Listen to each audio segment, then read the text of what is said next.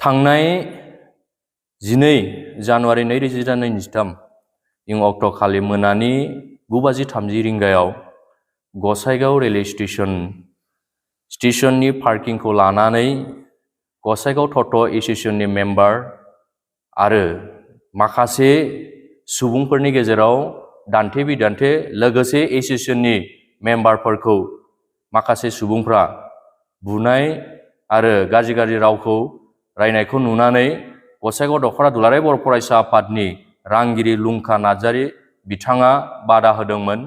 बे बादा होनायखौनो बिथांमोना आक्रमण खालायदों।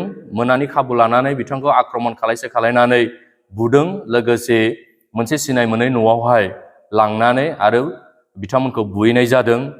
बिनि उनावहाय दख'रा आफादनि जोंनि दैदेनगिरि बिथांमोना नागिरनानै मोननानै हमनानै लानानै फैनाय जायो जोंनि लुंखा नार्जारि आरो लोगोसे टट' एस'सिएशननि मेम्बारफोरखौहाय लानानै फैनाय जायो।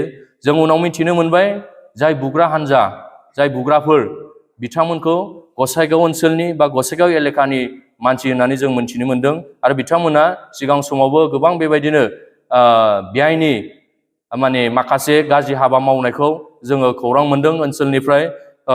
बिसोरनो जाहैबाय जाय दुथांफोर, जाय गुन्दामि खालायनानै मानसि बुग्रा बिथांमोनानो जाहैबाय जलन्त ब्रह्म, गेवलांफुरि गामिनि अरखि ब्रह्म, बर' बिनाखाथा गामिनि अलंपिर मुसाहारि, रैसुमैगुरि गामिनि सुमु मुसाहारि, दावलिगुरिनि प्रान्जल ब्रह्म, गेवलांफुरि गामिनि बिथांमोनानो जाहैबाय जोंनि गसाइगाव दख'रा दुलाराय बर' फरायसा आफादनि रांगिरि आरो गसाइगाव टट' एस'सिएशननि माखासे मेम्बारफोरखौ बुनाय आरो बिथांमोनखौ जोङो दिनै गोख्रों रावजों सोंखारिदों। बिथांमोना बेवहाय थांनानै मानो जोंनि ओनसोलाव मोनसे दुंहाव थासारि सोमजिनो थाखाय बेबायदि हाबा मावदों आरो लोगोसे दख'रा आफाद बा एबसुनि वार्कारखौ दिनै मानो बिथांमोना आखाइ होनो मोनखो, मानो आखाइ होनो मोनखो?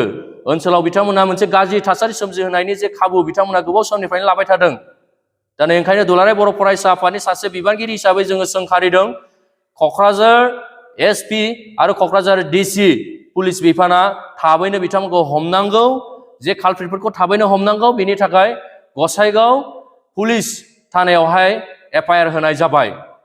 7नि एगेन्स्टै आरो गोबां दंबावो होननानै बुंदोंमोन।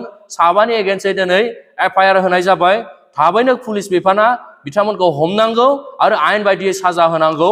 बेखौ दिनै जोङो दुलाराय बर' फरायसा आफादनि सासे बिबानगिरि हिसाबै जोङो गोख्रों रावजों दिनैहाय जों सोंखारिदों आरो पुलिस बिफानखौ जोङो गुरै खावलायदों। बिटिआर गभर्नमेन्ट आरो आसाम पुलिस बिथांमोना तदन्त खालायनानै जे जाथायनि आन्दोआव मा दङ बेखौ बिजिरनानै थाबैनो आयेन बायदियै साजा होनायखौ जोङो दिनै लुगैदों।